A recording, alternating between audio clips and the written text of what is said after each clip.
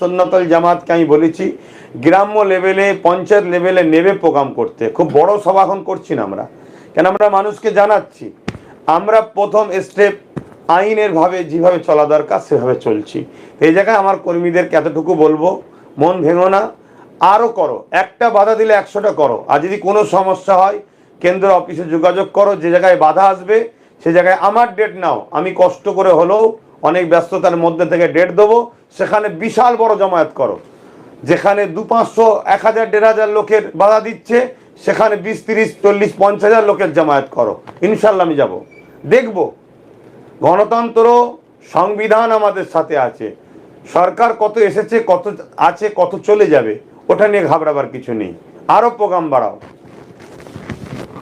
অয়ন মণ্ডল জানাচ্ছে, দেশ জুড়ে রাজস্থান, গুজরাট, মহারাষ্ট্র, দেশের বড় বড় শহরে বাংলার শ্রমিকদের উপর প্রশাসনের অত্যাচার দেখা যাচ্ছে এবং কিছু সন্ত্রাসী গোষ্ঠীরও অত্যাচার দেখা দিচ্ছে, বিশেষ করে মুসলিম সম্প্রদায়ের উপর। যাক, আমার অয়নদাকে এটা খুব ভালো প্রশ্ন করেছেন দাদা। ব্যাপারটা হচ্ছে, দেশের বর্তমান যিনারা শাসক আছেন ইনারা পুঁজিপতিদের পক্ষে, গরিবদের বিরুদ্ধে। এটাকে প্রথম ক্লিয়ার। গরিব এবার কোন ধর্মের, কোন জাতের সেটা ভিন্ন বিষয়। ইনাদের কেন্দ্রে যে সরকার আছে প্রথম লক্ষ্যই হচ্ছে গরিবদের বিরুদ্ধে, পুঁজিপতি অর্থশালী কর্পোরেটদের পক্ষে। এবারে মুসলিমদের ওপরে আঘাতটা আরও বেশি আসছে। এর পিছনে একটা কারণ আছে। কেন মুসলিম কেন্দ্র সরকার জানে মুসলিমরা আমাদের ভোট দেবে না, অতএব তাদের বিরুদ্ধে প্রকাশ্য প্রথম করো, প্রথম মুসলিমদেরকে শেষ করো, তারপরে এসসি এসটি আরও যারা অন্য সম্প্রদায়ের গরিব সমাজ আছে, দলিত আছে, যেমন উত্তরপ্রদেশে বিভিন্ন দলিতদের ওপরও তো জুলুম হচ্ছে, তাদের ওপরে করো। তো এটা একটা ফ্যাসিস্ট চিন্তাভাবনা বা স্বৈরাচারী চিন্তাভাবনা সরকার চলছে। এর বিরুদ্ধে আমাদেরকে সংবিধানকে মান্যতা দিয়ে সমস্ত দেশবাসীকে ঐক্যবদ্ধ হতে হবে, পিছিয়ে পড়া মানুষকে এক হতে হবে। না আগামী দিন আমার দেশ এবং দেশের একটা বড় অংশ গরিব সমাজ তারা ধ্বংসের মুখে আরও এগিয়ে যেতে চলেছে। এটা আমি আমার দাদাকে বলবো, আসুন আমরা সবাই একত্রিত হয়ে এই ফ্যাসিস্ট চিন্তাভাবনা কেন্দ্র জালিম সরকারের বিরুদ্ধে আমরা সংগঠিত হই।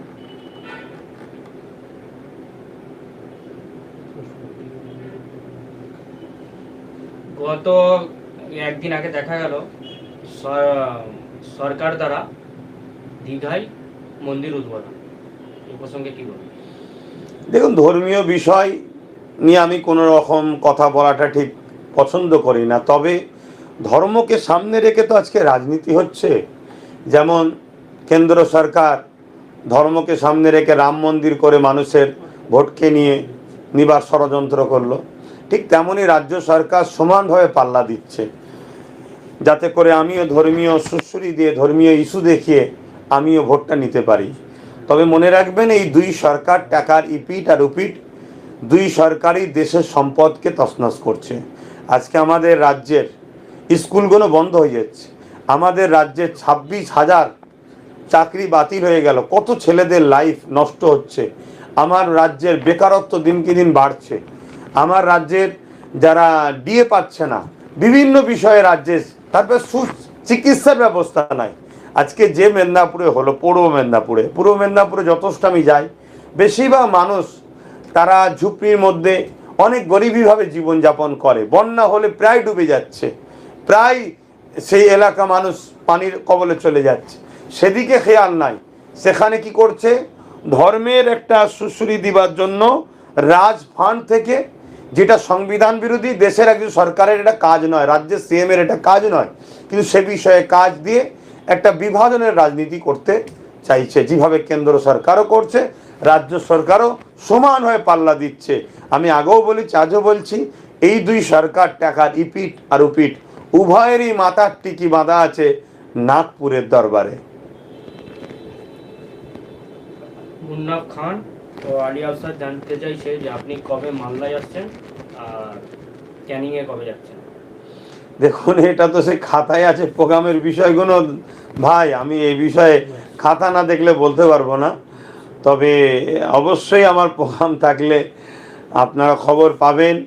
আমার PABS এবং আমার এই যে পীরজাদা এমডি আব্বাস সিদ্দিকী যে পেজ এবং আমার যে নম্বর আছে সেই নম্বরে কন্ট্যাক্ট করবেন। আমার যে PA আছে সে ফোন উঠাবে, অবশ্যই আপনাদের সঙ্গে কথা বলবে। এগুলো খাতায় আছে, আমি ঠিক জানি না। উত্তরবঙ্গে কি ওয়াকফ সংশোধনী আইন প্রত্যাহারের দাবিতে আপনি কি সভা করবেন?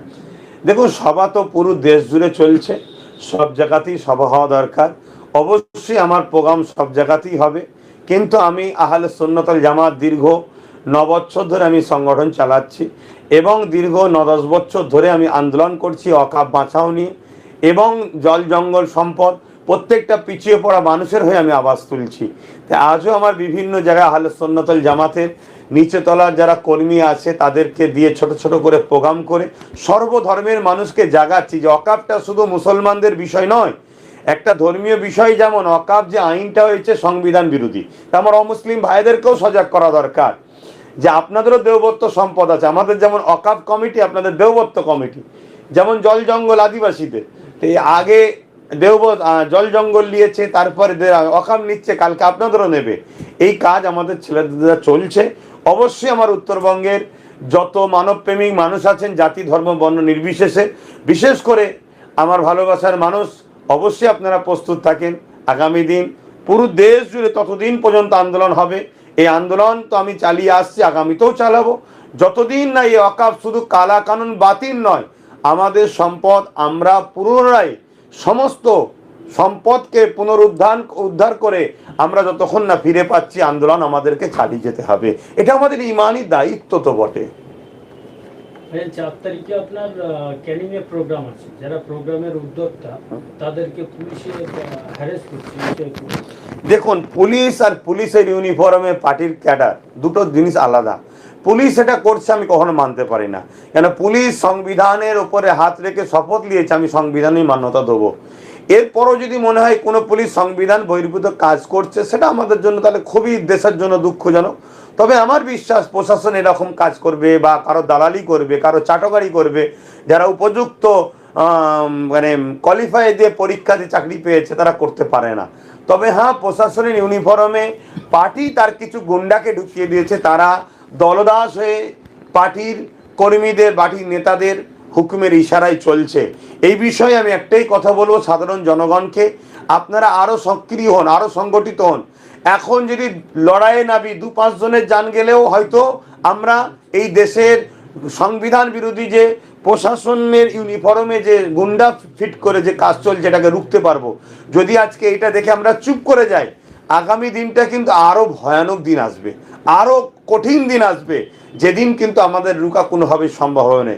এবং যিনারা জলসা কমিটির মানুষ আছেন, আপনারা কোনো চিন্তা না করে, অন্যায় তো হবে, জুলুম হবে, আপনি হকের পক্ষে থাকবেন, আপনার উপর জুলুম হবে না এটা ভাবতে গেলে হবে না। কিন্তু এখন যে জুলুমটা হচ্ছে, এর থেকে ভয়ানক জুলুম কিন্তু অন্য অন্য জায়গাতে হচ্ছে। কাল কিন্তু আপনার পরিবার, আপনার সন্তান, আপনার বাচ্চার উপরে আরও ভয়ানক হবে যদি আপনারা চুপ করে যান, পিছিয়ে যান। আপনারা আরও মজবুত হয়ে আগিয়ে যান।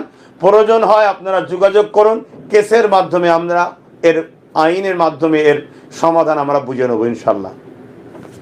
আজকে রাজ্যের মাধ্যমিকের ফলাফল ঘোষণা হয়েছে, পরীক্ষার্থীদের যারা উত্তীর্ণ হয়েছে তাদেরকে কি বলবেন? এবং দেখা যাচ্ছে আপনার বিধানসভা জাঙ্গিপাড়া এলাকারও একজন ছাত্রী সে 9ম স্থান অধিকার করেছে। হ্যাঁ, আমি শুনেছি, আমি খুবই খুশি। এটা আমাদের গর্ব যে আমাদের মায়ের যা যিনারা নারী, তিনারাও শিক্ষাতে অনেক এগিয়ে যাচ্ছে। প্রত্যেকেরই শিক্ষার দিকে এগিয়ে যাওয়া দরকার। প্রত্যেককে আমার আন্তরিক ভালোবাসা, শুভেচ্ছা থাকবে। পাশাপাশি প্রত্যেককে আমি বলবো আরও এগিয়ে যান এবং ভালো IAS, IPS, WBCS এই দিকে যাবার চিন্তা ভাবনা যাতে নিতে পারেন, এটা আমি আশা রাখবো। বিশেষ করে আজকে আমার দেশকে বাঁচাবার জন্য আমাদের নতুন প্রজন্মকে আমাদের শিক্ষার দিকে আরও এগিয়ে আসতে হবে। তবে দুঃখের বিষয়, আমাদের নতুন প্রজন্মের মেরুদণ্ডকে, আমাদের শিক্ষা ভবিষ্যৎকে ধ্বংস করার জন্য কি কেন্দ্র কি রাজ্য একসাথে সেটিংভাবে শিক্ষাকে ধ্বংস করে দিতে চাইছে, স্কুলগুলোকে বন্ধ করে দিতে চাইছে। এই যে শিক্ষক স্কুলে কম, এটা একটা শিক্ষাকে ধ্বংস করার একটা পরিকল্পনা। তাই যারা শিক্ষা প্রেমিক তেনাদের সবাইকে বলবো, শিক্ষায় যেমন এগিয়ে যেতে হবে, যাতে করে আমার দেশের নতুন প্রজন্ম শিক্ষা পায়, তার জন্য আপনাদের ঘরে আগিয়ে আসতে হবে, ভাবতে হবে। সাকলিন আহমেদ শেখ জানতে চাইছে, একজন আধ্যাত্মিক নেতা হিসাবে আপনি কিভাবে দেখেন যখন নির্দোষ মানুষ শুধু তাদের ধর্মের কারণে নির্যাতনের শিকার হন? দেখুন, এ বিষয়ে আমি একটাই কথা বলছি। আল্লাহ পাক কোরআন পাকের মধ্যে বলেছেন, তোমরা কারোর উপরে জুলুম করো না, বাড়াবাড়ি করো না, কিন্তু তোমাদেরকে মানে তোমরা নির্দোষ, তারপরও তোমাদের উপরে কেউ যদি জুলুম করতে আসে তখন তোমরা নিজেদের জান রক্ষা করার জন্য তোমরা ডিফেন্সে নামো, সেটাকে প্রতিহত করো। তবে আজকে দুঃখের বিষয়, আমাদের চরম একটা ভুল হয়েছে, যেটা আমরা রাজনীতিতে প্রতিদ্বন্দ্বিতারে আগিয়ে যাই না। আমরা স্বাধীনতার পর থেকে সেই এক শ্রেণীর মানুষের পিছনে আমরা দাসত্ব স্বীকার করে তাদেরকেই পিছনে ঘুরে বেড়াচ্ছি, কখনো এই কালারে আসছে, কখনো ওই কালারে আসছে।